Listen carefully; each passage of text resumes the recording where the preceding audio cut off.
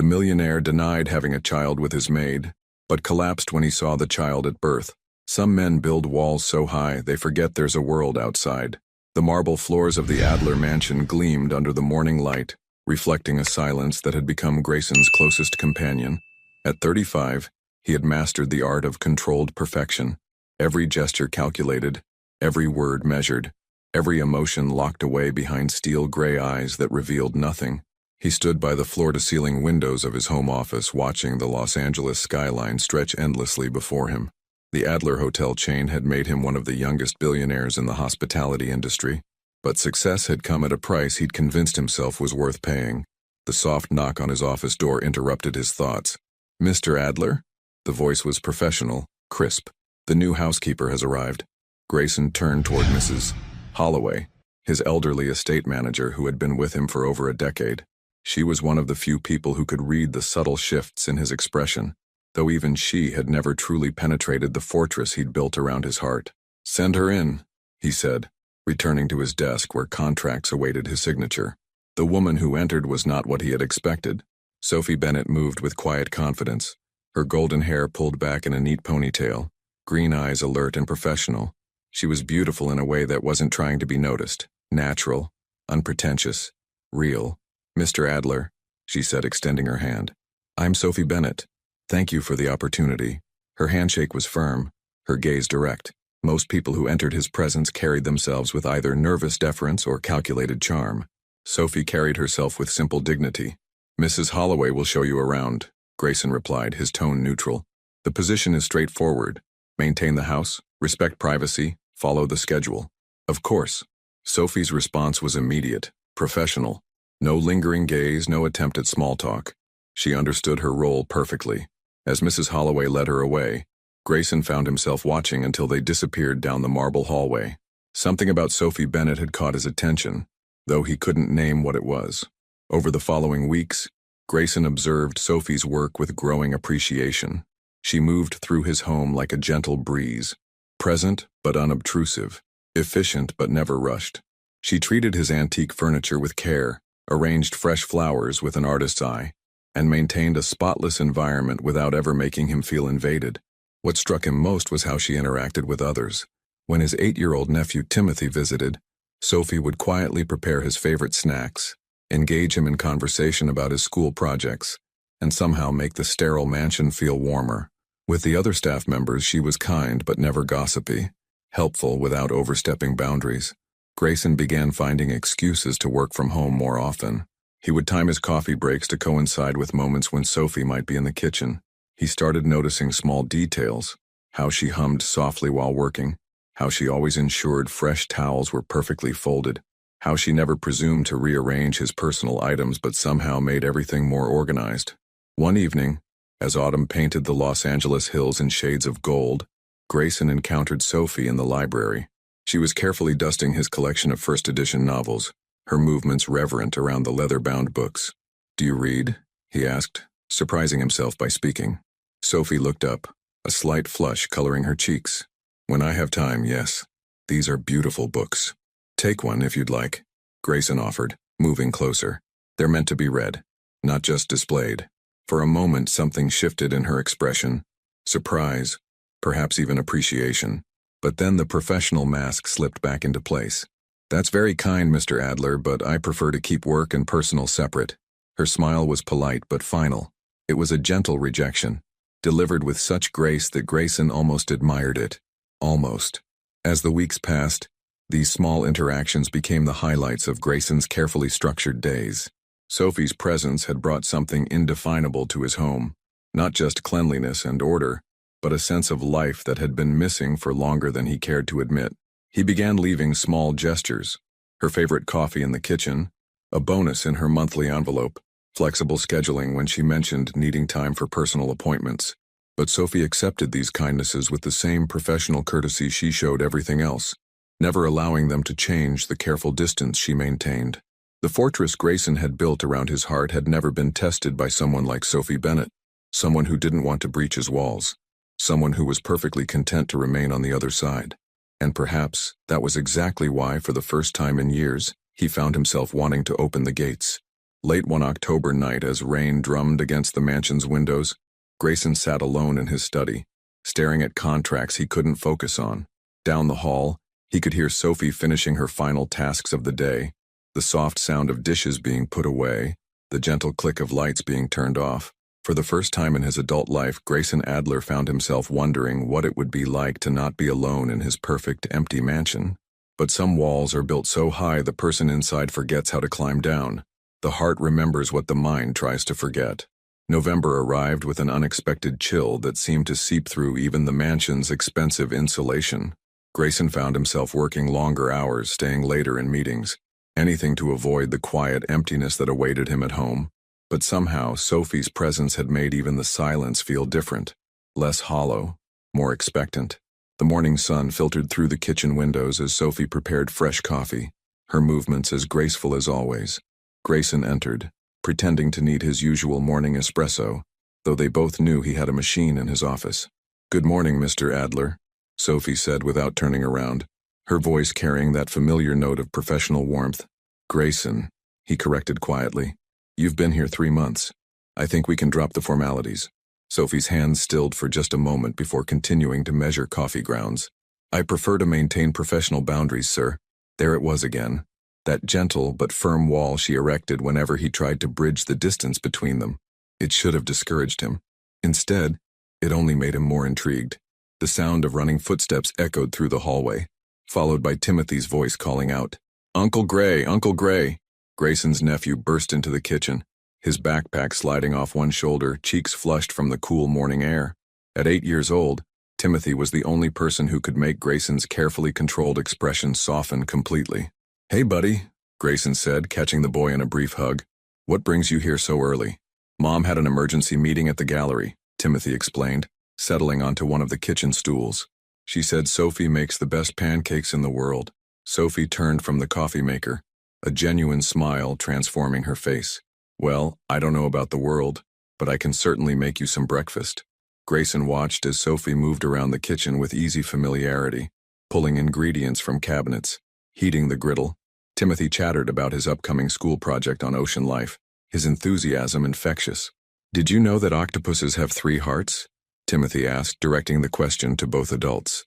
"I did not know that," Sophie replied, flipping a perfect golden pancake. "What else did you learn?" As Timothy launched into an animated explanation of marine biology, Grayson found himself studying Sophie's face. The professional mask had slipped, replaced by genuine interest and warmth. Her eyes crinkled slightly when she laughed at Timothy's dramatic retelling of a shark documentary, and she had flour on her left cheek that she hadn't noticed. Without thinking, Grayson reached out and brushed the flour away with his thumb. The moment his skin touched hers, Sophie went very still. Their eyes met and held for several heartbeats, long enough for Grayson to see something flicker in her green gaze before she stepped back, the professional distance snapping back into place like a rubber band. "Excuse me," she said quietly, turning back to the stove. Timothy, oblivious to the tension, continued talking about sea creatures while devouring his breakfast. Grayson remained at the counter longer than necessary, drinking coffee he didn't want, watching Sophie clean up with unnecessary focus on each dish. Later that afternoon, Grayson's assistant called with news that made his stomach clench. His grandmother, the woman who had raised him after his parents' deaths, who had been his anchor in a world that often felt unstable, had been hospitalized. By the time he reached Cedars-Sinai Medical Center, visiting hours were nearly over. His grandmother, Elena Adler, looked smaller than he remembered, fragile against the white hospital sheets. But her eyes were still sharp, still seeing too much. "Grayson," she said, her voice paper-thin but warm. "You came." "Of course I came, Grandma Elena." He took her hand, surprised by how delicate it felt. "How are you feeling?" "Old," she said with a weak smile. "But that's not what's important. Sit. Tell me about your life." For the next hour, Grayson found himself talking about things he usually kept locked away. The loneliness of success, the weight of expectations, the way his mansion felt more like a museum than a home. Elena listened with the patience she'd always shown, the same patience that had helped him survive the darkest period of his childhood. "You know what I regret most?" she asked as visiting hours wound down. "What's that?" "I taught you to protect yourself so well that you forgot how to let anyone in." Elena's eyes grew distant, I was so afraid the world would hurt you the way it hurt your father that I helped you build walls. But walls that keep pain out also keep love out. Mi nieto. Grayson felt something crack inside his chest. I don't know how to be different, Grandma. Start small, she whispered. Find one person who makes you want to try. That night, Grayson sat alone in his study, Elena's words echoing in his mind. Outside, the first real storm of the season was building, wind rattling the windows. The house felt larger than ever, every shadow deeper, every silence more profound. A soft knock interrupted his thoughts. Sophie stood in the doorway holding a steaming mug. I thought you might like some tea, she said quietly. Mrs. Holloway mentioned your grandmother was unwell. Grayson stared at her. This woman who maintained perfect professional distance but somehow noticed when he needed comfort. You didn't have to. I know, Sophie said simply, setting the mug on his desk. But I wanted to. For a moment, neither of them moved. The storm outside seemed to pause, waiting. Then Sophie turned to leave, and something in Grayson broke open. Sophie, he called. She stopped, looking back over her shoulder. Would you? He paused, feeling more vulnerable than he had in years. Would you stay just for a few minutes? Sophie's expression softened almost imperceptibly. After a long moment, she took the chair across from his desk. They sat in comfortable silence, listening to the rain begin in earnest, both of them knowing that something fundamental had just shifted in the space between them. Sometimes the strongest walls crumble not from force, but from the gentle persistence of rain. In the space between one heartbeat and the next, a lifetime can shift. 3 weeks passed like pages turning in a book Grayson didn't want to finish. His grandmother's condition had stabilized, but the conversations in that sterile hospital room had left him raw, exposed in ways he wasn't sure how to handle. Elena's words about walls and love echoed in his thoughts during board meetings, followed him home through Los Angeles traffic, whispered to him in the quiet hours before dawn. Sophie seemed to sense his unsettled state. She moved through the mansion with even greater care, somehow managing to be present without being intrusive. Fresh flowers appeared in his study. His favorite coffee waited each morning, perfectly brewed, small kindnesses that she offered without expectation of acknowledgement. It was a Thursday evening in late November when the call came. Grayson was reviewing acquisition reports in his study when Mrs. Holloway knocked, her usually composed face pale with concern. Mr. Adler, she said quietly. The hospital called. It's your grandmother. The drive to Cedar Sinai passed in a blur of red taillights and muted radio static. Grayson's hands gripped the steering wheel until his knuckles went white, his mind refusing to process what the doctor's careful words had really meant. Peaceful. No pain. She spoke about you at the end. Elena Adler, the woman who had taught him to tie his shoes, who had held him during thunderstorms, who had been the only person to truly see past his defenses, was gone. The funeral arrangements consumed the next few days in a haze of decisions and condolences. Business associates offered professional sympathy. Distant relatives emerged from years of silence to pay their respects. But through it all, Grayson felt disconnected from his own life, as if he were watching someone else navigate the rituals of grief. Sophie maintained her professional distance, but he caught her watching him sometimes with an expression he couldn't quite read. She handled the logistics of hosting guests at the mansion with quiet efficiency, ensuring everything ran smoothly, while he dealt with lawyers and funeral directors. The service was held on a crisp December morning at Forest Lawn, the same cemetery where his parents rested. Grayson stood at the graveside in his perfectly tailored black suit, surrounded by people who knew Elena Adler as a philanthropist, a socialite, a pillar of Los Angeles society. But none of them had known her as he had, as the woman who made hot chocolate on rainy afternoons, who taught him that strength could be gentle, who loved him unconditionally when the rest of the world felt conditional. As the last guests departed and the cemetery fell quiet, Grayson found himself alone beside the fresh grave. The afternoon sun slanted through the oak trees, casting long shadows across the manicured grass. He had held himself together through the service, through the reception, through all the necessary performances of grief. But now, in the silence, something inside him began to fracture. He drove home through the familiar streets of Beverly Hills, but nothing felt familiar anymore. The mansion, when he finally pulled through the gates, seemed like a monument to everything Elena had warned him about. Beautiful, perfect, and utterly empty. Months. Holloway met him at the front door with quiet condolences and the information that she had given the staff the evening off out of respect. The house stretched before him, vast and echoing, filled with shadows that seemed deeper than usual. Grayson loosened his tie and walked to the bar in his study, pouring 3 fingers of the Macallan Elena had given him for his last birthday.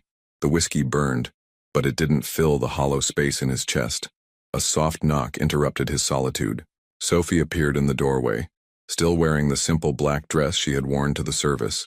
She had been there, he realized, standing respectfully in the back, honoring a woman she had barely known out of consideration for him. "I thought you'd gone home," he said, his voice rougher than intended. "Mrs. Holloway asked me to make sure you had everything you needed before I left." Sophie's voice was gentle, careful. "Can I get you anything? Something to eat?" Grayson shook his head, taking another sip of whiskey. "I'm not hungry." Sophie hesitated in the doorway, and for a moment, Grayson thought she would leave. Instead, she stepped into the room, her movements uncertain for the first time since he'd known her. "She talked about you," Sophie said quietly. Grayson looked up, surprised. "When?" "That day I brought you tea. After you went to see her, she called the house. She wanted to make sure someone was taking care of you." Sophie's hands were clasped in front of her, her professional composure wavering. "She said you were the best thing in her life, but that you'd forgotten how to let yourself be happy." The words hit him like a physical blow. Grayson set down his glass with shaking hands, the control he'd maintained all day finally beginning to crumble. "I don't know how," he whispered. "I don't know how to be the person she wanted me to be." Sophie's careful distance dissolved. She crossed the room and sat in the chair across from his desk, the same chair she had occupied that stormy night weeks ago. "Maybe you don't have to be someone different," she said softly. "Maybe you just have to be yourself without all the walls." For a long moment they sat in silence. The grandfather clock in the corner marked the passage of time with steady, relentless ticks. Outside, Los Angeles hummed with its usual evening symphony of traffic and distant music. "I was 7 when my parents died," Grayson said suddenly, the words coming from a place he rarely accessed. "Car accident on the Pacific Coast Highway. Elena found me at the hospital crying in a room full of strangers. She took me home that night and never let me feel alone again." Sophie listened without speaking, her green eyes reflecting a compassion that made something ache in his chest. "She taught me everything," he continued. "How to be strong, how to succeed, how to survive. But she also taught me to be careful, to protect myself. And maybe I got so good at protecting myself that I forgot how to live." The whiskey had loosened something inside him, or perhaps it was grief, or perhaps it was the way Sophie was looking at him, not with pity, but with understanding. "You're living now," Sophie said quietly. "Grief is living. Missing someone is living. Being afraid to be happy, that's living too." Grayson stood up abruptly, the weight of the day and the whiskey making him unsteady. Sophie rose as well, concern flickering across her features. "Maybe you should get some rest," she said. "It's been a long day." But Grayson didn't want rest. He didn't want to face the empty bedroom, the silent hallways, the crushing weight of solitude that awaited him. For the first time in his adult life, he didn't want to be alone. "Don't go," he said, the words escaping before he could stop them. "Please, don't go." Sophie's breath caught. In the lamplight, her golden hair seemed to glow, her green eyes wide with something that looked like longing. And in that moment, with grief and whiskey and 3 months of careful distance between them, something inevitable finally began. Some moments divide a life into before and after. The air in the study grew thick with unspoken words. Sophie stood frozen, her green eyes searching Grayson's face as if trying to decipher a language she'd never learned. The grandfather clock continued its relentless rhythm, but time itself seemed suspended in the space between his plea and her response. "Grayson," she whispered, his name falling from her lips like a prayer or a warning. He took a step closer, and she didn't move away. For the first time in 3 months, the careful distance she maintained crumbled completely. He could see the conflict in her expression, professional boundaries warring with human compassion, duty fighting against something deeper. "I know I shouldn't ask," he said, his voice barely above a whisper. "I know this isn't appropriate, but I can't be alone tonight. Not tonight." Sophie's breath hitched. Her hands trembled slightly at her sides, and Grayson realized she was as affected by this moment as he was. The revelation hit him like a physical blow. She hadn't been indifferent to the tension between them. She had simply been stronger than he was at resisting it. "I don't want to take advantage," he continued, moving closer still, "of your kindness, of this situation. But Elena was right. I've spent so long protecting myself that I forgot how to ask for what I need. What do you need? Sophie asked, her voice barely audible. The question hung between them, loaded with possibilities and dangers. Grayson reached up slowly, giving her time to pull away, and cupped her face with one hand. Her skin was warm, soft, real in a way that made his chest ache. I need to feel alive, he admitted. I need to remember what it's like to connect with someone, to be vulnerable, to stop being afraid. Sophie's eyes fluttered closed at his touch, and when she opened them again, something had shifted. The professional mask she wore so carefully had finally, completely fallen away, revealing a vulnerability that matched his own. This changes everything, she whispered. I know. We can't go back after this. I don't want to go back. The admission seemed to break the last of her resistance. Sophie stepped into his space, closing the distance between them, her hands coming up to rest against his chest. Through the fabric of his shirt, he could feel the warmth of her palms, the slight tremor that betrayed her own uncertainty. Tell me about her, Sophie said suddenly. Tell me about Elena. Help me understand who you really are. So he did. In the dim lamplight of his study, with Sophie's hands anchoring him to the present, Grayson spoke about the woman who had shaped him. He told her about Elena's garden, where she had taught him the names of flowers, about the bedtime stories she made up, featuring a brave knight who learned that true strength came from caring for others, about the way she hummed while making his favorite cookies, how she never missed a school play or soccer game, how she had been both mother and father to a broken little boy. Sophie listened with an intensity that made him feel truly seen for the first time in years. She asked questions that showed she understood not just the facts of his story, but the emotions beneath them. When his voice broke talking about Elena's final words in the hospital, Sophie's thumb brushed away a tear he hadn't realized had fallen. She sounds extraordinary, Sophie said softly. She was the only person who ever loved me unconditionally, Grayson replied. And now she's gone, and I don't know how to what? How to deserve that kind of love again. Sophie's green eyes were luminous in the lamplight, filled with a tenderness that made his heart race. Maybe you don't have to deserve it, she said. Maybe you just have to accept it. The words hung in the air between them, heavy with implication. Grayson searched her face, seeing his own longing reflected back at him. The woman who had maintained perfect professional distance for months was looking at him like he was something precious, something worth reaching for despite the risks.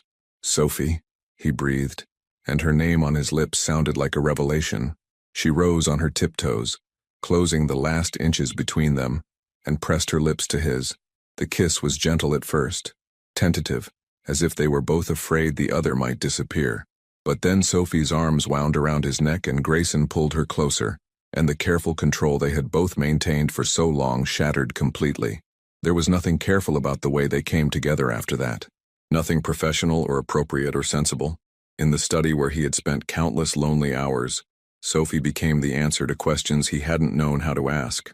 She was warmth against his coldness, softness against his hardness, acceptance against his fear.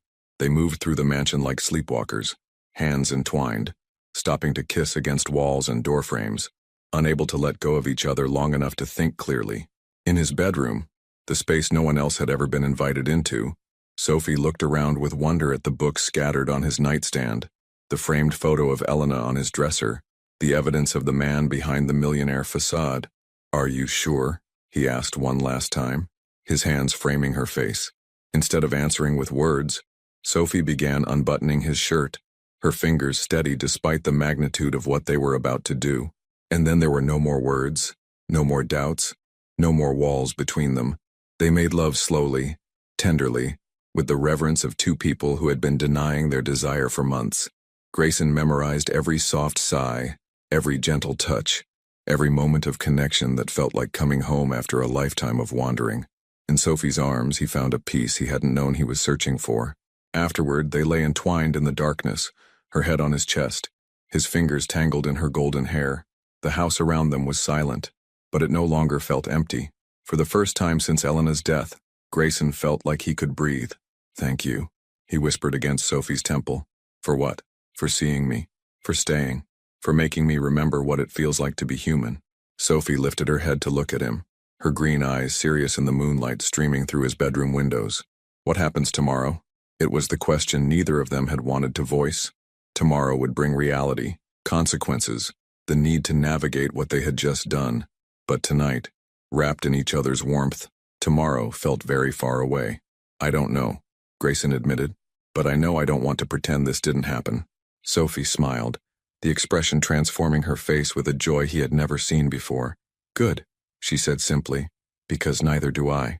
But in the space where hearts meet, tomorrow always comes too soon. Dawn has a way of making dreams feel like mistakes. Sophie woke to the sound of running water and the absence of warmth beside her. The California sun streamed through unfamiliar windows, and for a moment, she couldn't remember where she was. Then reality crashed over her like a cold wave. She was in Grayson Adler's bedroom in his bed, wearing nothing but the scent of his cologne and the memory of his hands on her skin. The shower was running in the ensuite bathroom. She could hear him moving around, the ordinary sounds of morning routine that felt surreal after the extraordinary intimacy they had shared. Sophie pulled the Egyptian cotton sheet around herself and sat up, suddenly acutely aware of her vulnerability. What had she done? The question echoed in her mind as she gathered her scattered clothes from the floor. Her black dress from the funeral lay crumpled near the window, a stark reminder of what had led to this moment. Grief, loneliness, the dangerous combination of a broken man and a woman who cared too much. The shower stopped. Sophie's pulse quickened as she heard Grayson moving around the bathroom. She dressed quickly, her fingers fumbling with buttons and zippers, trying to restore some semblance of the professional composure that had protected her for so long. When Grayson emerged from the bathroom, he was already dressed in one of his perfectly tailored suits, his dark hair slicked back, his expression unreadable. The vulnerable man who had whispered her name in the darkness had been replaced by the controlled millionaire she recognized from their first meeting. "Good morning," he said, his tone carefully neutral. Sophie's heart sank. She had hoped, foolishly perhaps, that the morning would bring tenderness, not this careful politeness. "Good morning." An awkward silence stretched between them. Grayson adjusted his cufflinks, a nervous gesture she had never seen before. Sophie smoothed her dress, acutely aware that she looked exactly like what she was, a woman who had spent the night in her employer's bed. "I should go," she said finally. "Mrs. Holloway will be arriving soon and the other staff—" "Of course," Grayson interrupted, relief evident in his voice. "That's probably best." Sophie felt something twist painfully in her chest. She had expected this, had known, even in the heat of the moment that morning would bring complications. But she hadn't expected him to look at her like she was a problem to be solved, a mistake to be managed. "About last night," Grayson began, his businessman voice firmly in place. "It's fine," Sophie said quickly, not wanting to hear whatever careful explanation he was preparing. "You were grieving. We both. It was an emotional situation. These things happen." Something flickered in Grayson's eyes. Disappointment, perhaps, or relief. Sophie couldn't tell which, and she wasn't sure she wanted to know. "Right," he said. "Exactly. It was circumstances." The word hit Sophie like a slap. Circumstances. As if the most beautiful night of her life had been nothing more than convenient timing and emotional manipulation. As if the man who had held her like she was precious had been an illusion created by whiskey and grief. "I should get breakfast started," Sophie said, moving toward the door with as much dignity as she could muster. "You have that conference call with the Singapore investors at 9. "Sophie, wait." She paused at the threshold, hope fluttering dangerously in her chest. "This doesn't have to change anything," Grayson said. "Your job, I mean. You're excellent at what you do. I wouldn't want this to affect your position here." Sophie closed her eyes briefly, fighting back the sting of tears. Of course, he was worried about a sexual harassment lawsuit, about complications in his perfectly ordered life. The man who had told her she made him feel alive was already back to thinking of her as the help. "Of course not, Mr. Adler," she said, the formal address sliding back into place like armor. "I'm very professional." If Grayson noticed the return to formality, he didn't comment. "Good. That's good." Sophie left his bedroom and walked through the mansion's quiet hallways, her footsteps echoing on the marble floors. Everything looked the same as it had yesterday, but she felt fundamentally changed. The walls that had seemed elegant now felt like a prison. The flowers she had carefully arranged seemed to mock her with their beauty. In the kitchen, she went through the motions of preparing breakfast with mechanical precision. Coffee, perfectly brewed, fresh fruit, artfully arranged, toast, golden and warm. All the small acts of care she had performed for months, now feeling hollow and strange. Mrs. Holloway arrived promptly at 7:30, bustling in with her usual efficiency. If she noticed Sophie's pale complexion or the slight tremor in her hands, she didn't comment. "How is Mr. Adler this morning?" Mrs. Holloway asked, organizing the day's schedule. "Fine," Sophie replied, not trusting herself to say more. Grayson appeared in the kitchen at exactly 8 o'clock, as was his routine. He looked impeccable, controlled, every inch the successful businessman. When their eyes met briefly across the kitchen island, Sophie saw nothing of the man who had whispered her name in the darkness. "Good morning, Mrs. Holloway," he said warmly. Then, with careful neutrality, "Sophie, Mr. Adler," Sophie replied, setting his coffee cup down without their fingers touching. Mrs. Holloway looked between them with shrewd eyes but said nothing. The older woman had worked for the Adler family long enough to recognize undercurrents, though Sophie doubted she could guess their true nature. "Your 9 o'clock called to confirm," Mrs. Holloway reported. "And your sister phoned. Timothy's school play is next Friday. She wanted to know if you'd be attending." "Of course," Grayson said, sipping his coffee. "Put it on my calendar." Normal conversation, normal morning routine, as if nothing had changed. As if Sophie's world hadn't been turned upside down and shaken until everything she thought she knew about herself had scattered like broken glass. "I'll be in my study," Grayson announced, gathering his coffee and newspaper. He paused at the kitchen door, and for a moment Sophie thought he might say something more. Instead, he simply nodded and left. Sophie spent the rest of the morning in a strange kind of suspension, performing her duties while feeling disconnected from her own body.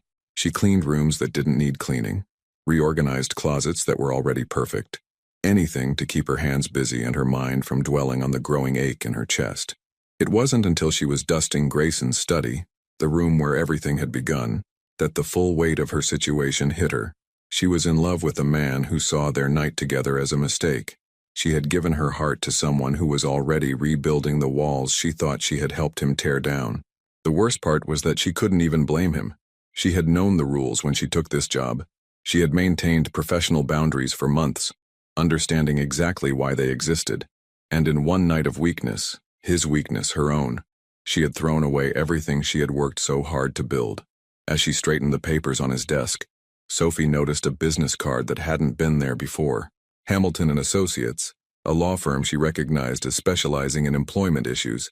The card was placed prominently, deliberately visible. Her blood turned to ice.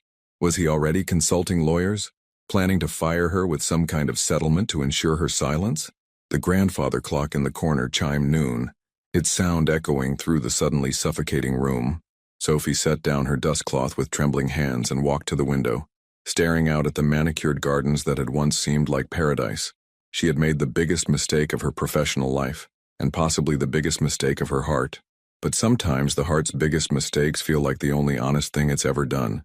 Some truths have a way of making themselves known, no matter how deeply we try to bury them. 3 weeks had passed since that December night, and Sophie had become a master of pretending. She pretended that her heart didn't skip when Grayson entered a room. She pretended that his carefully polite good mornings didn't feel like tiny cuts. She pretended that she hadn't replayed every moment of their night together until the memories felt worn thin from handling. Most of all, she pretended that everything was fine. But her body, it seemed, had other plans. The nausea started subtly, a queasy feeling when she smelled the coffee she prepared each morning, a slight dizziness when she bent to dust the lower shelves. Sophie attributed it to stress, to the emotional whiplash of loving someone who had made it clear she was a mistake he preferred to forget. It wasn't until she found herself rushing to the powder room off the kitchen for the 3rd morning in a row that the impossible possibility began to take shape in her mind. No, it couldn't be. They had been careful that night, hadn't they? The details were hazy, blurred by grief and longing, and the overwhelming need they had both felt to connect. But surely, Sophie's hands shook as she gripped the marble edges of the sink, staring at her reflection in the mirror. Her face was pale, her green eyes wide with growing panic. She did quick mental calculations, dates, symptoms, the timing of everything that had felt so right 3 weeks ago and now felt like the foundation of her life cracking apart. "Sophie?" Mrs. Holloway's voice called from the kitchen. "Are you all right, dear?" "Fine," Sophie called back, her voice artificially bright. "Just checking something." She splashed cold water on her face and returned to the kitchen. where Mrs. Holloway was sorting through the day's mail with her usual efficiency. The older woman looked up with concerned eyes. "You've been looking a bit peaked lately," Mrs. Holloway observed. "Perhaps you should take the afternoon off. Get some rest?" "I'm fine, really," Sophie insisted, though the smell of the bacon Mrs. Holloway was preparing for Grayson's breakfast made her stomach lurch dangerously. Mrs. Holloway studied her with the sharp gaze of someone who had raised 3 children and managed countless household crises. "When's the last time you took a proper break? You've been working non-stop since Mr. Adler's grandmother passed." The mention of Elena's funeral, and everything that followed, made Sophie's chest tighten. "I like to stay busy." "Busy is one thing. Running yourself into the ground is another." Mrs. Holloway's tone brooked no argument. "Take the afternoon. Go see a doctor if you're feeling unwell. That's an order." Sophie wanted to protest, but another wave of nausea made the decision for her. "Maybe you're right. Just a few hours." The drive to the CVS pharmacy felt like the longest journey of her life. Sophie sat in her second-hand Honda in the parking lot for nearly 10 minutes, staring at the automatic doors and trying to work up the courage to walk through them. Inside those doors was confirmation of what she already knew in her heart. Confirmation that would change everything. The pregnancy test aisle felt like it stretched for miles. Sophie grabbed the first box she saw and a bottle of water, her hands trembling as she approached the checkout counter. The teenage cashier barely looked up, treating her potential life-altering purchase with the same bored efficiency she would show for gum or magazines. Back in her small apartment in Echo Park, Sophie sat on her bathroom floor and stared at the test in her hands. 2 lines. Clear, unmistakable, life-changing lines. She was pregnant with Grayson Adler's child. The sob that escaped her throat seemed to come from somewhere deep and primal. She pressed her hand to her mouth, trying to contain the storm of emotions threatening to overwhelm her. Fear, joy, terror, wonder, love for the tiny life growing inside her, and heartbreak for how complicated that love made everything. What was she supposed to do now? Tell the man who had made it crystal clear that their night together was a regrettable mistake that she was carrying his baby? Watch him try to manage the situation with lawyers and NDAs and careful financial settlements? Sophie's phone buzzed with a text from her best friend Iris, a nurse at UCLA Medical Center who had been her anchor through every crisis for the past 5 years. "Coffee later? You've been MIA and I'm worried." Sophie stared at the message, then at the test in her other hand. She needed to tell someone. She needed advice, support, a voice of reason in the chaos of her thoughts. "Can you come to my place instead? I need to talk." Iris arrived 30 minutes later with takeout Thai food and the no-nonsense energy that made her excellent at handling medical emergencies. She took one look at Sophie's tear-stained face and immediately wrapped her in a hug. "Okay, what happened? Did that rich boss of yours finally cross a line? Because I have pepper spray and 0 patience for entitled men." Sophie led her to the couch, the pregnancy test still clutched in her hand. "It's more complicated than that." "How complicated are we talking? Like he made inappropriate comments complicated, or like you're in love with him complicated? Like I'm pregnant with his baby complicated?" Iris went very still. Then she took the test from Sophie's hand, studied it, and set it carefully on the coffee table. "Okay, tell me everything." So Sophie did. She told her about the funeral, about Grayson's vulnerability, about the night that had felt like the most natural thing in the world and the morning that had made her feel like a fool. She told her about 3 weeks of careful professionalism, of pretending her heart wasn't breaking every time he looked through her like she was invisible. Iris listened without judgment, occasionally asking clarifying questions, her medical training evident in how she processed the information. "How far along do you think you are?" Iris asked finally. 3 weeks, maybe 4.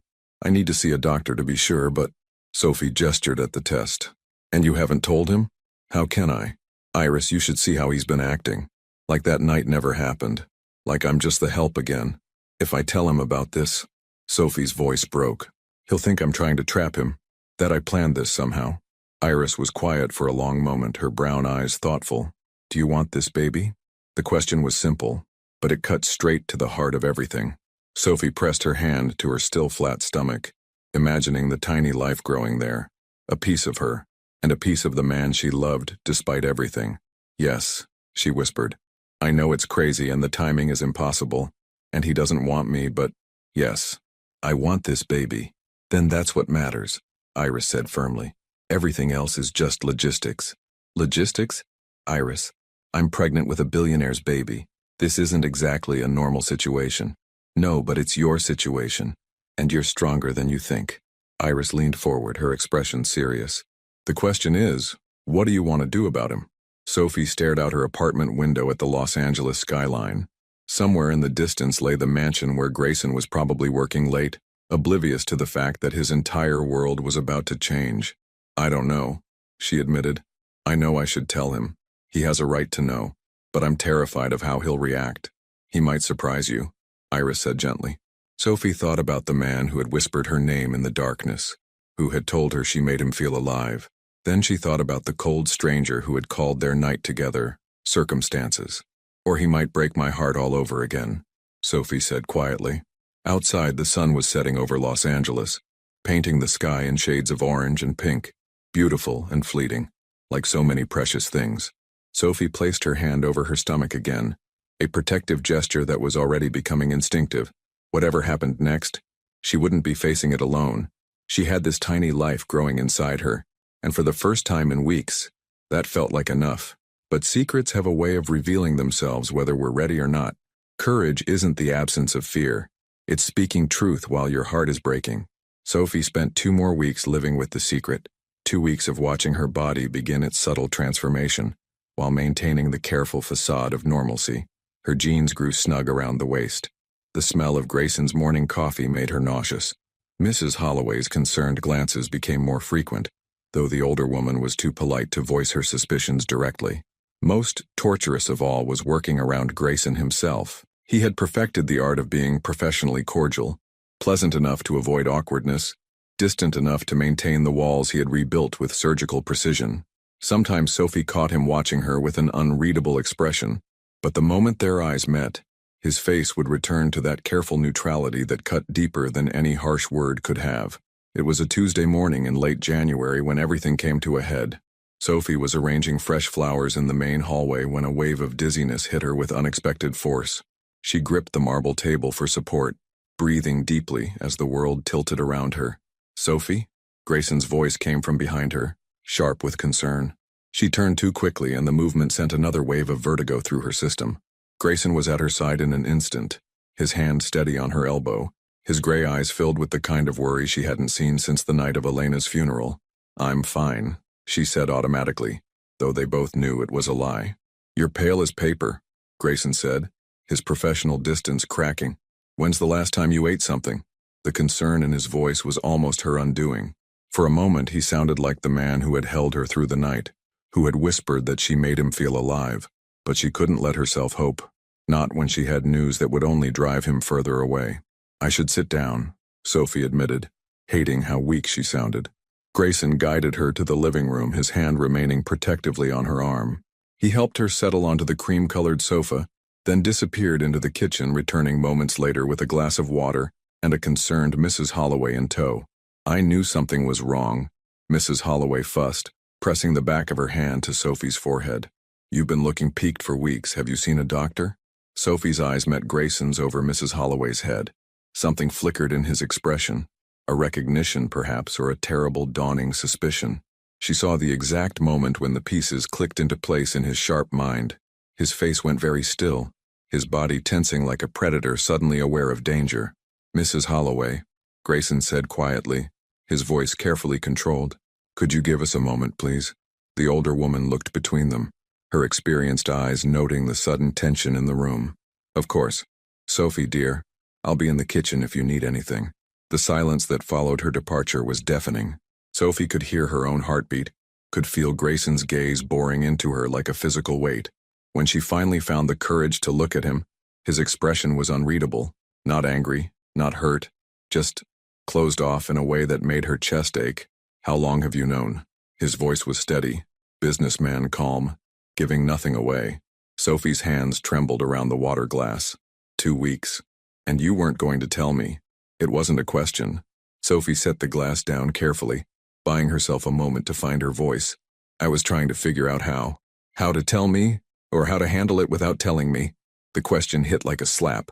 Sophie looked up sharply, seeing something cold and calculating in his eyes that made her stomach twist with more than morning sickness. I would never keep this from you, she said fiercely. Whatever you think of me, I'm not manipulative. I'm not trying to trap you or, aren't you? Grayson stood abruptly, pacing to the window with the same restless energy she remembered from their first meeting. You work in my house. You know exactly what I'm worth. And conveniently you're pregnant after one night together. The words hit Sophie like physical blows. She stood as well, fury overriding the dizziness that had brought them to this moment. Conveniently, her voice was ice cold. You think I planned this? That I somehow orchestrated your grandmother's death and your grief so I could seduce you into getting me pregnant? Grayson's jaw tightened, but he didn't back down. I don't know what to think. 3 weeks ago, you were the perfect professional employee. Now you're carrying my child and looking at me like I've betrayed you somehow. You did betray me, Sophie said quietly, and the admission hung between them like a blade. Maybe not intentionally, but you did. You made me believe that night meant something to you, that I meant something to you. And then you woke up and treated me like I was nothing more than a convenient mistake. Something flickered in Grayson's eyes. Regret, perhaps, or pain. But it was gone so quickly Sophie wondered if she had imagined it. That night was... He paused, seeming to choose his words carefully. It was complicated. My grandmother had just died. I wasn't thinking clearly. Stop. Sophie held up her hand, unable to bear hearing him dismiss their connection again. Just stop, I get it. You were grieving, you needed comfort, and I was there. Message received, loud and clear. Sophie. No.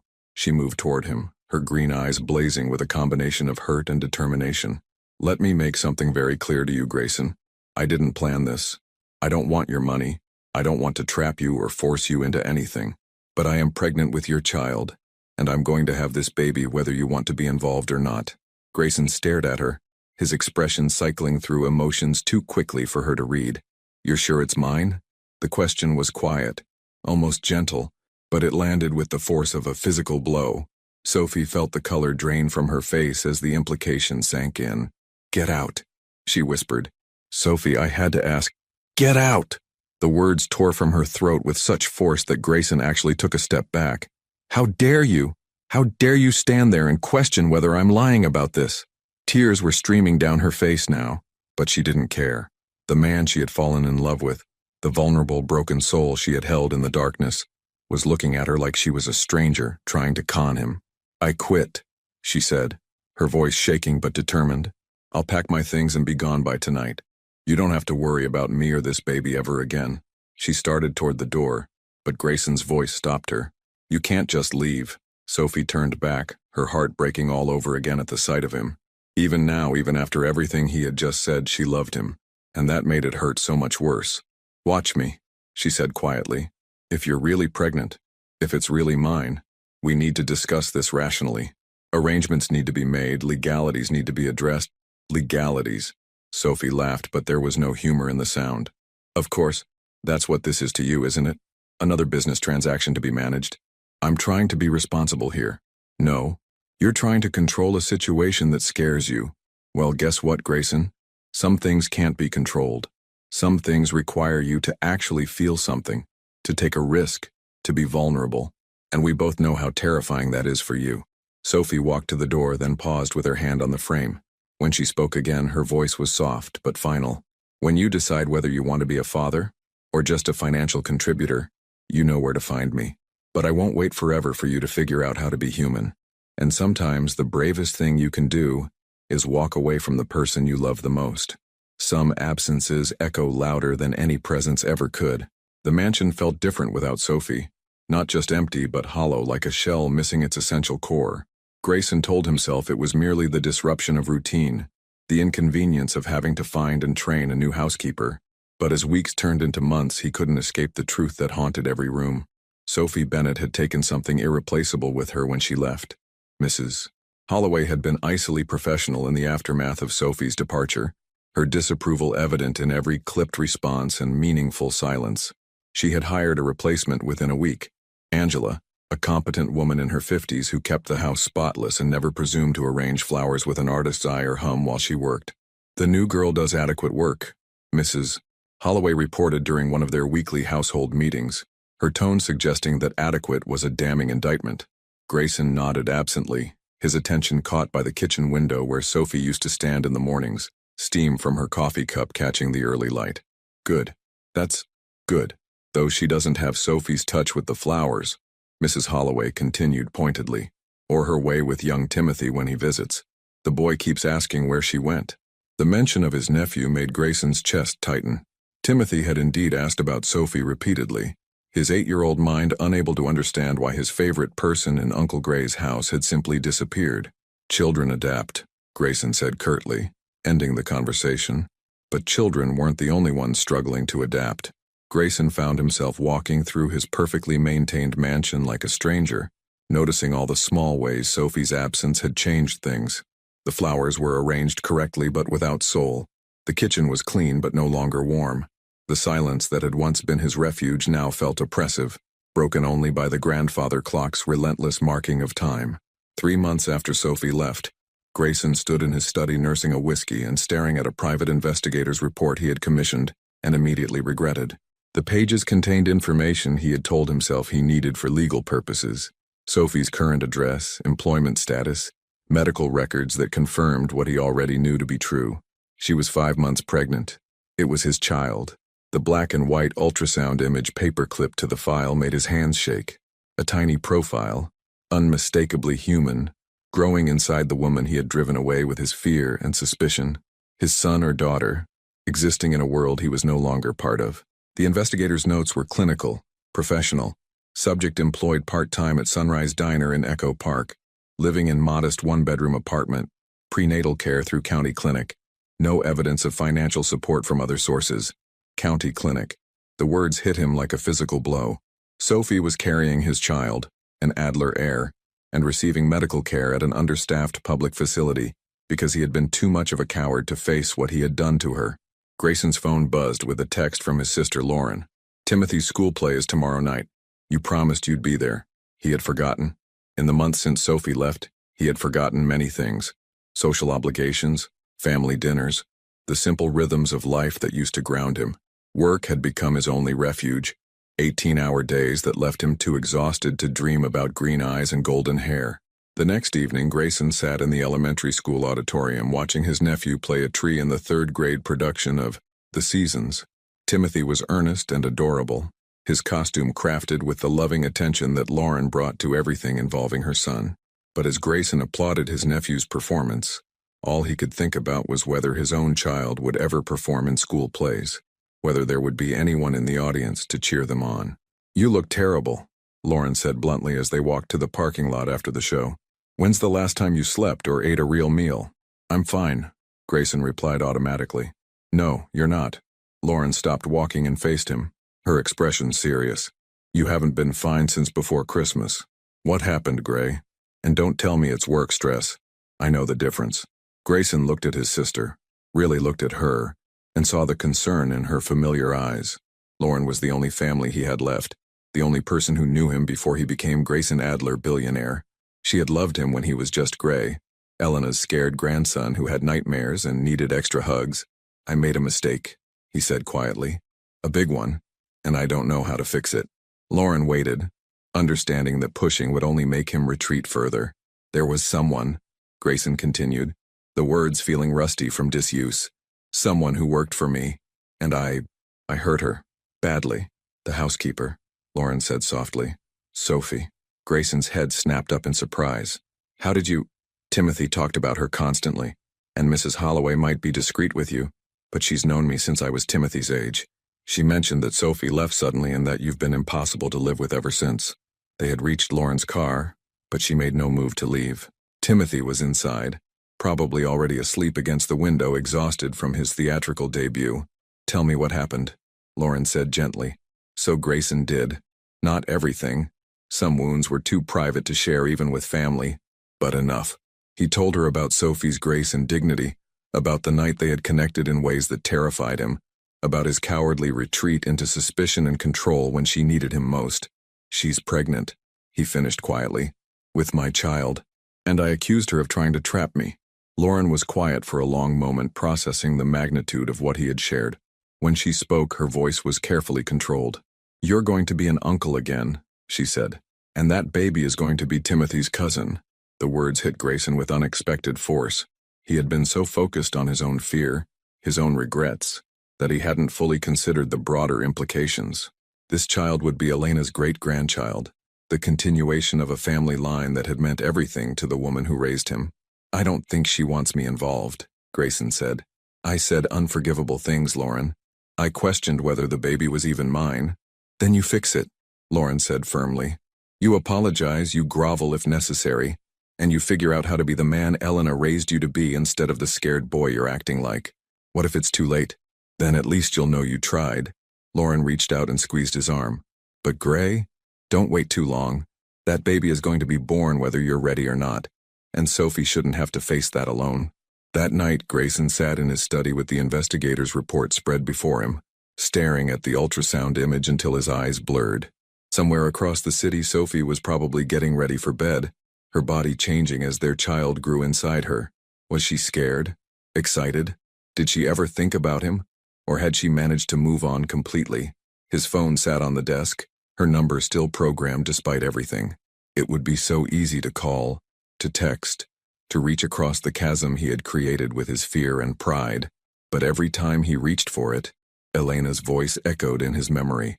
"Start small. Find one person who makes you want to try." He had found that person. He had held her in his arms and felt truly alive for the first time in years. And then he had destroyed it all because loving someone meant risking everything, and risk had always been his greatest enemy. Outside his windows, Los Angeles glittered like scattered diamonds, millions of lives playing out their own dramas of love and loss and second chances. Somewhere in that vast sprawl, Sophie was carrying his child, building a life that didn't include him because he had made it clear he didn't want to be included. Grayson picked up the ultrasound image, tracing the tiny profile with one finger. His son or daughter, innocent of the complicated fears and wounded pride that had driven their parents apart. But some mistakes can be unmade, if you're brave enough to try. Sometimes the heart knows what the mind is too afraid to admit. The call came at 2:47 a.m. on a Wednesday in late June, jolting Grayson from restless sleep with the shrill urgency that only middle-of-the-night phone calls possess. He fumbled for his phone, expecting business emergencies or family crises, anything except the unfamiliar number flashing on his screen. "Mr. Adler?" The voice was professional, clinical. "This is Iris Chen from UCLA Medical Center. I'm calling about Sophie Bennett." Grayson's blood turned to ice. He sat up abruptly, his heart hammering against his ribs. "What's wrong? Is she—" "She's in labor, sir. There are complications and—" The nurse paused, and Grayson could hear the weight of difficult decisions in her silence. "She listed you as an emergency contact. I think you should come." The drive to UCLA Medical Center passed in a blur of red lights and empty streets. Grayson's hands gripped the steering wheel with white-knuckled intensity, his mind racing through every worst-case scenario. Sophie was only 7 months pregnant. Too early. Too dangerous. The baby wasn't due until August, and premature births could mean— He couldn't finish the thought. The hospital's fluorescent lights were harsh and unforgiving as Grayson rushed through automatic doors into the maternity ward. The smell of antiseptic and anxiety hit him immediately, along with the sounds of new life beginning and sometimes struggling to take hold. "I'm looking for Sophie Bennett," he told the nurse at the reception desk, his voice hoarse with panic he couldn't quite hide. "Are you family?" the nurse asked, her fingers poised over her computer keyboard. Grayson paused, the weight of labels settling around him. What was he exactly? The man who had loved Sophie for one perfect night and then spent months running from that love? The father of her child who had questioned her honesty and driven her away? "I'm the baby's father." The nurse's expression softened slightly. "Room 314. Dr. Martinez will want to speak with you." The elevator ride to the 3rd floor felt eternal. Grayson's reflection in the polished steel doors showed a man he barely recognized, hair disheveled, still wearing the sweatpants and t-shirt he had thrown on in his haste to leave the mansion. For once in his carefully controlled life, appearance was the last thing on his mind. Room 314 was a chaos of medical equipment and quiet urgency. Sophie lay in the hospital bed, her golden hair damp with perspiration, her face pale but determined. She looked smaller than he remembered, more fragile, and the sight of her in pain made something crack open in his chest. Iris, the nurse who had called him, stood beside the bed, monitoring numbers on various machines. She looked up when Grayson entered, her dark eyes assessing him with the sharp judgment of someone who had clearly heard all about what kind of man he was. "You came," Sophie said quietly, her voice barely above a whisper. "Of course I came." Grayson moved closer to the bed, his hands hovering uncertainly in the space between them. He wanted to touch her, to offer comfort, but he had forfeited that right months ago. "How are you feeling? What's happening?" "Preeclampsia," Dr. Martinez explained, entering the room with the brisk efficiency of someone accustomed to delivering difficult news. Sophie's blood pressure spiked dangerously. "We're going to need to deliver the baby tonight." "But it's too early," Grayson said, his voice tight with fear. 32 weeks, the doctor confirmed. "Not ideal, but babies born at this stage have excellent survival rates with proper care. However, we need to move quickly." The next hour passed in a whirlwind of consent forms and medical preparations.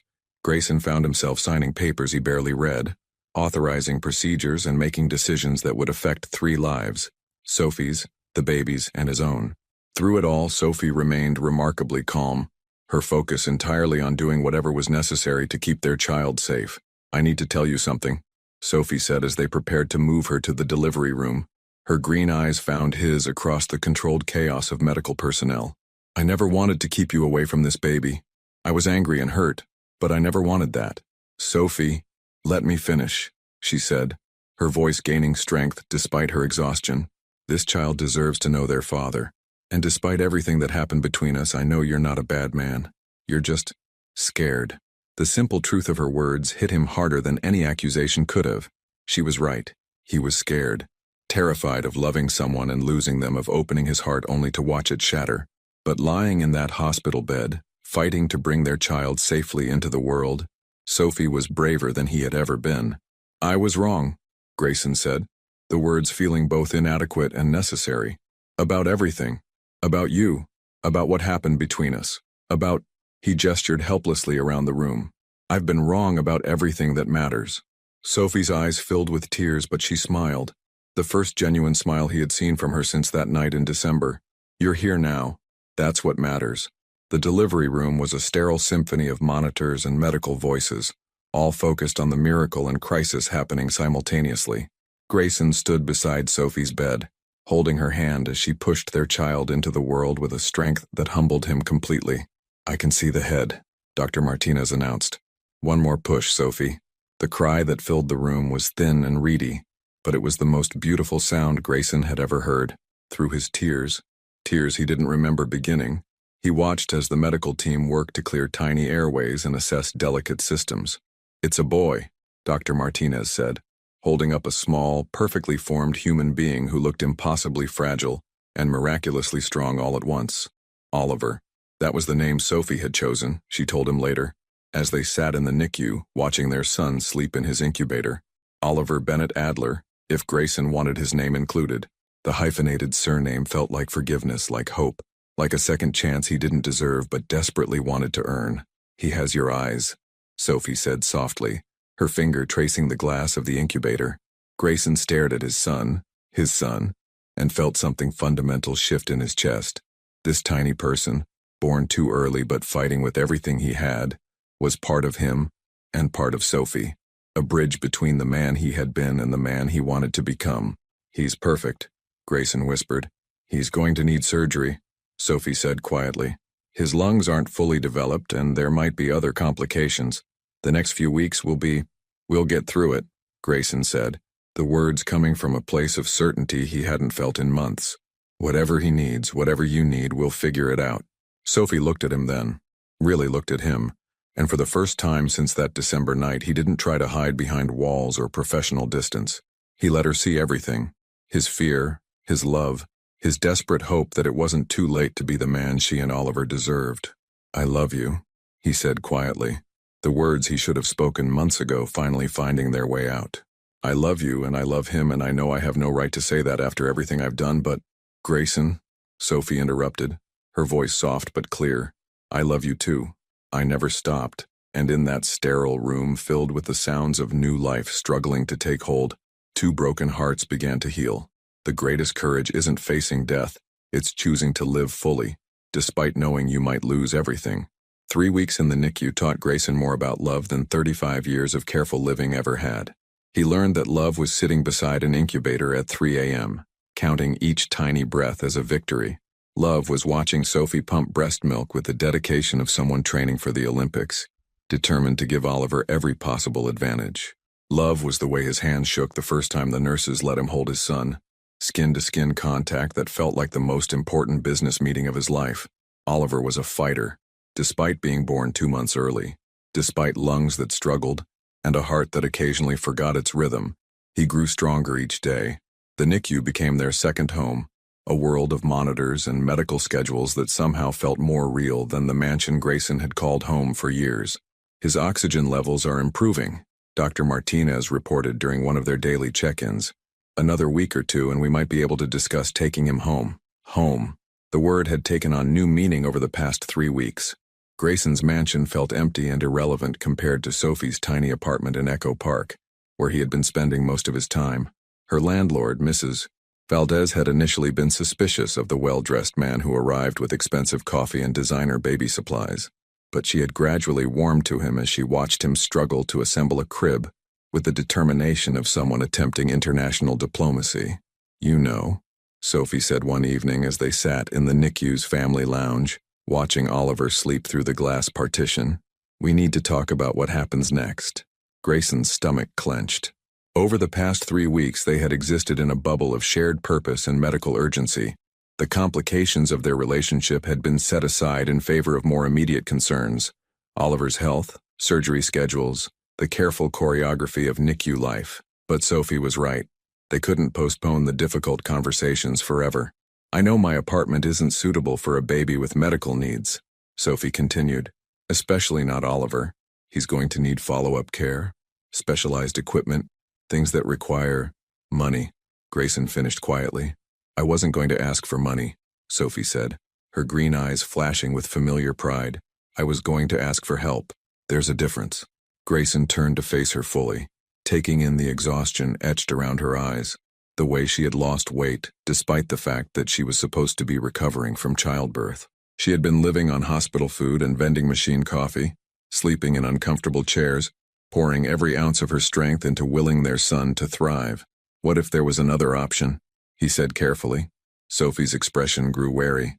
"What kind of option?" "What if?" Grayson paused, gathering courage for the most important pitch of his life. "What if you and Oliver came to stay with me?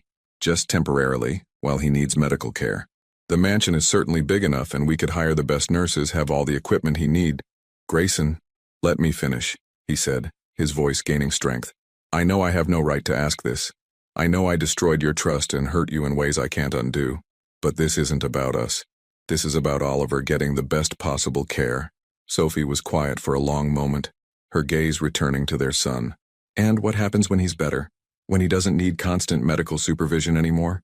The question hung between them, loaded with all the fears and hopes they had been avoiding.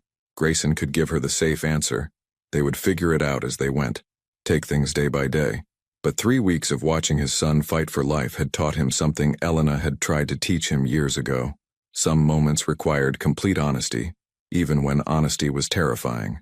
"I want to marry you," he said quietly. Sophie's breath caught. "Grayson, I know it's too soon. I know I need to earn back your trust before I have any right to ask for forever. But I want you to know where my heart is, where it's been since the night Oliver was born. Maybe since the night he was conceived, if I'm being completely honest." Sophie's eyes filled with tears. "You're scared of commitment. You told me yourself that you don't know how to let people in." "You're right," Grayson admitted. "I am scared. Terrified, actually. But I'm more scared of living without you and Oliver than I am of risking my heart. These past 3 weeks, watching you be the strongest person I've ever seen, watching our son fight for every breath. Sophie, you've both made me want to be braver than I've ever been." "Marriage isn't just about wanting to be brave," Sophie said softly. "It's about choosing to be brave every single day, even when it's hard. Especially when it's hard. Then ask me," Grayson said, moving closer to her on the uncomfortable lounge chairs. "Ask me the hard questions. Test me. Make me prove that I understand what I'm asking for." Sophie studied his face, searching for something only she could identify. "What happens the next time you get scared? The next time something happens that makes you want to put your walls back up?" "I promise to remember this moment," Grayson said. "I promise to remember what it felt like to almost lose you both, and how empty my life was when you were gone. I promise to choose love over fear, even when fear feels safer. And if you forget, if the fear wins, then you remind me," Grayson said simply. "You and Oliver." You remind me who I want to be, and I'll keep trying to become that man. Sophie was crying openly now, but she was also smiling. You realize you're proposing to me in a hospital lounge at 1 in the morning, wearing clothes you've been living in for 3 days? I'm realizing that none of the external things matter, Grayson said, reaching for her hands. Not the money, not the mansion, not the perfect timing or romantic settings. What matters is that I love you. What matters is that we created something beautiful together, and I want to spend the rest of my life protecting that beauty. We don't have a ring, Sophie said, but her voice was soft with wonder rather than complaint.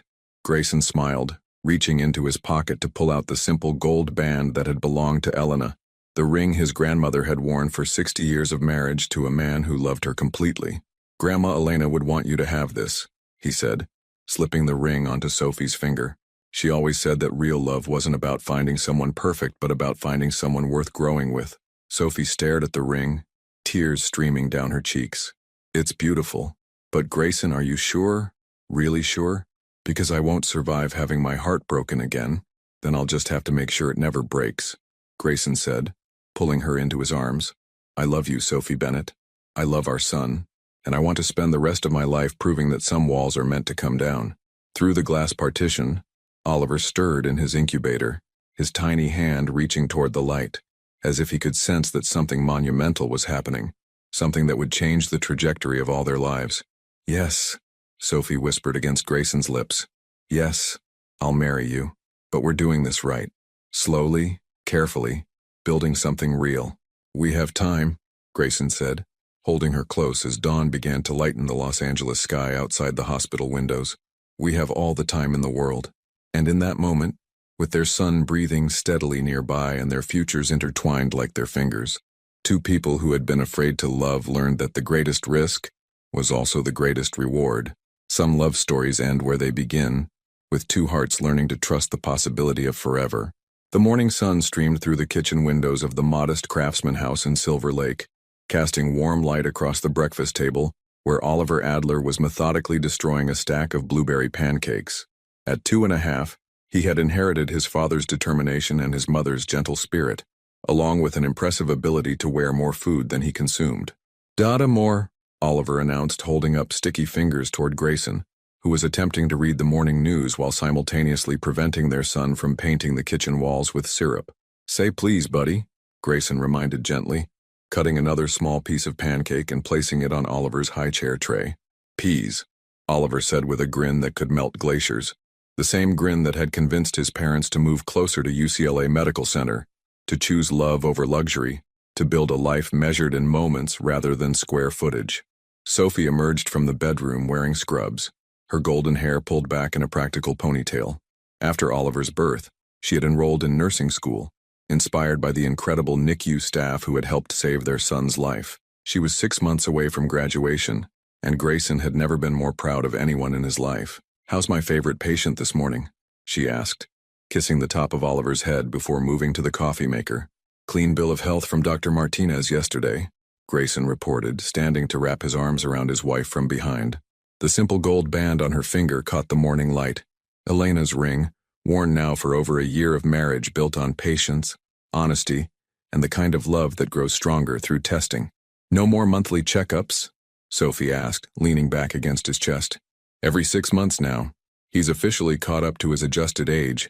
Grayson's voice carried the wonder that still hit him sometimes, the reality that their son, who had fought so hard in those early weeks, was now a healthy, thriving toddler who climbed everything, questioned everything, and loved everything with the fearless enthusiasm of someone who had never learned to be afraid. The front door opened with the familiar jingle of keys, followed by Mrs. Holloway's voice calling out, "Good morning, family." The older woman had insisted on following them when they moved out of the mansion, claiming that someone needed to keep an eye on their domestic arrangements. In reality, she had become Oliver's devoted grandmother figure, the bridge between the world they had left behind and the life they were building together. "Perfect timing," Sophie said, grabbing her travel mug and kissing Oliver's sticky cheek. "I have clinicals until 6, but I should be home for dinner." "We'll be here," Grayson said, meaning it in the way that still surprised him sometimes. 2 years ago, the idea of rearranging his schedule around family dinner would have seemed impossible. Now it was the most important appointment in his calendar. After Sophie left for school and Mrs. Holloway settled in with Oliver, Grayson drove to the downtown office where Adler Hospitality had relocated. The corporate headquarters was smaller now, more efficient, more focused on sustainable growth and aggressive expansion. Some of his board members had initially questioned the changes, but the results spoke for themselves. Employee satisfaction was up, turnover was down, and the company's reputation for ethical business practices had become their strongest marketing tool. "Your 2 p.m. canceled," his assistant Jade reported as he settled at his desk. "But your sister called. Timothy's soccer game is this Saturday and she wanted to confirm you'd be there."